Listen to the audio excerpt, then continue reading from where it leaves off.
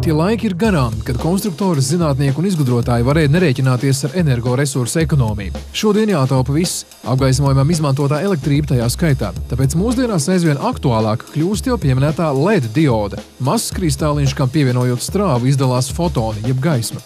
Vēl tikai pirms pāris gadiem šāda gaisma izstarojoša gaismas diodes šķita nenozīmīga, bet nu tās ir sastopamas mūsu kabatas lukturīšos, telpu apgaismojumā un pat automašīnu lukturos.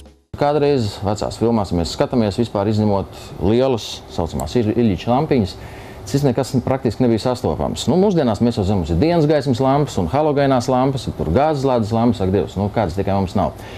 Lieta tāda, ka visas šīs lampas patērē diezgan daudz elektrību. Pagaidām ekonomiskais, kas ir iegūts, tas ir dienas gaismas lampa. Te ir parāda piedzimis brīnums, šis mazais kristāliņš, kurš ir burtiski tikai dažus milimetrus liels, izdala jau diezgan daudz gaismas. Patērējot ārkārtīgi maz elektrību, pavisam neuzsilstot gandrīz, katrā ziņā netērējot enerģiju sasildot telpu, bet tērējot vairāk enerģiju izdalot gaismu. Un pats svarīgākais, kā es pieminēju, viņš ir ārkārtīgi maziņš.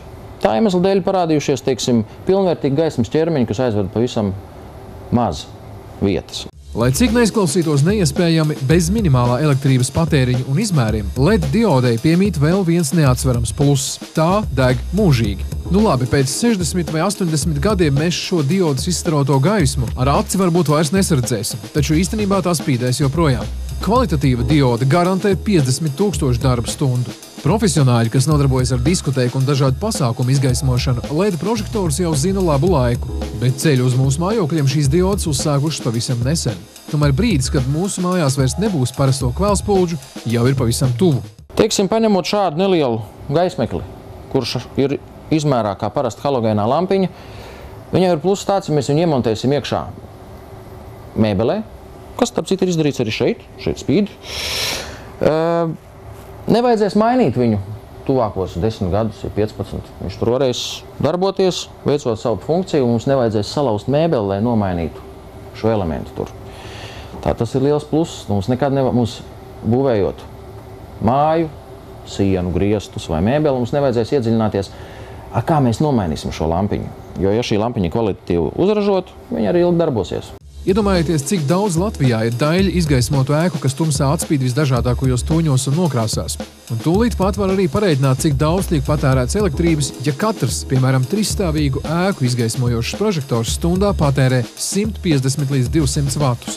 Šāds LED tehnoloģijā veidots analogs prožektors ar 6 diodēm stundas laikā patērē vien 18 vatus. Turklāt LED spuldzes, atšķirībā no parasto prožektoru spuldzēm, nebūs jāmaina reizi pusgadā vai gadā. Šī gadījumā, diemžēl, mums daudz cilvēki līdz galam to vēl nespēja novērtēt. Elektrības patēriņš ir daudz mazāks nekā jebkurai citai patreiz pieejamai gaismas iekārtai. Bet daudzi jau šodien novērtē to ļoti augstu, teiksim, automobīļu ražotāji, kur ģenerators ir tik jaudīgs, cik viņš ir. Tie ir laivu un kuteru īpašnieki, kuriem, diemžēl, nav daudz elektrības uz borta, bet viņi var izdarīt lielus darbus. Ne tikai iedot pamata apgaismumu, bet, teiksim, veikt arī kaut kādus dizaina gaismošanu un vispārējo, tāpēc, ka elektrība vairs nav ierobežojums. Ja jau aizsākām dizaina tēmu, tad īpaši jāizceļ LED plašās krāsu iespējas. Ja gribēsiet savā mājā radīt kādu īpašu atmosfēru, jums vajadzēs vairāku krāsu lampas un dārgas iekārtas, lai to ērti kontrolētu.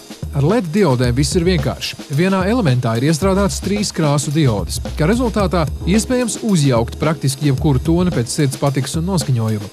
Varbūt kāds jau būs pamanījis, ka uz šāda pat krāsainu diožu principa pasaulē tiek veidot arī milzīgi ekrāni, kas ir teicami saskatām pat spilgtā saulē. Pāris tādi ekrāni reklāmas nolūkiem jau ir redzami tepat Rīgas ielās. Par pašu LED daudzveidību es gribētu teikt to, ka uz doto brīdi ir gandrīz vai šī pasaule bagātāka nekā lampu pasaule, jo sakarā ar to, ka pašas diodes nevar pārdot jums atsevišķi, kā vienība, jo tāpēc, kad jāzina, kā saslēgt, tas nav tik vienkārši kā parastas lampiņas, tur jāprēķina kādu barošanas bloki, kādu vadu un tā tālāk. Tāpēc tiek radīti dažādi gatavi produkti, lai varētu viņus lietot gatavus. Un līdz ar to, pat cik pielietojumam jābūt ļoti dažādam, ir arī attiecīgi ļoti dažādas formas. Teiksim, šādu trubiņu, kas paredzēta gan mēbelēm, gan karnīzēm, kurai ir tikai 1x1 cm izmērs, ir iespējams iemontēt atkal vai nu mēbelē, kas arī izdarīts šeit, vai, teiksim, tādā līnijā, kas plauktā, šī plaukta arī ir iemontēts. Kā apgalvo speciālisti, tad, diemžēl, LED labā slava ir manām sabojāta lēto un nekvalitatīvo produktu dēļ. Mūsdienās ir iemācījušies ražot diodes tā, lai tās būtu gaismderīgas vismaz 50 000 stundas. Tomēr pat ļoti labs speciālists labu diodi no sliktas pēc skata vien neatšķirs. Te viss balstās uz ražotāju un tirgotāju godaprātu. Izvēloties kaut vai to pašu LED kabatas lukturīti, vajag palūkoties nevis pašā spožajā diodē, bet gan novērtēt rezultātu, respektīvi, cik tālu šāds lukturītis spēj izgaismot telpu. Viena dioda var būt paredzēta lukturīšiem un starmešiem, cita tikai vizuālajiem gaismas efektam, bet lūkojoties iekšā diodē, tās būs vienādi spožas un manām jūs apžilbinās.